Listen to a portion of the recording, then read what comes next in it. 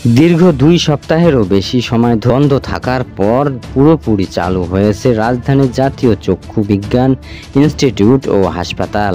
আজ শনিবার সকাল থেকেই হাসপাতালটিতে চিকিৎসক, নার্স ও স্টাফরা এসেছেন। পাশাপাশি সেবাপ্রার্থী ও তাদের স্বজনদের দেখা গেছে।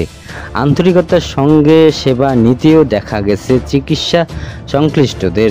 হাসপাতালটির একজন চিকিৎসক জানিয়েছেন, সকাল থেকে আমরা হাসপাতালে এসেছি, রোগীরাও আসছে, সবাইকে চিকিৎসা দেওয়া হচ্ছে, যাদের প্রয়োজন ভর্তিও দেওয়া হচ্ছে।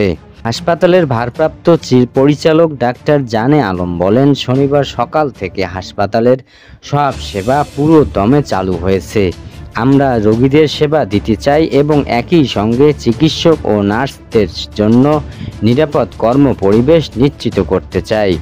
উল্লেখ্য, গত 28শে মে একটি অনাকাঙ্ক্ষিত ঘটনার পর বন্ধ হয়ে যায় জাতীয় চক্ষু বিজ্ঞান ইনস্টিটিউট ও হাসপাতাল।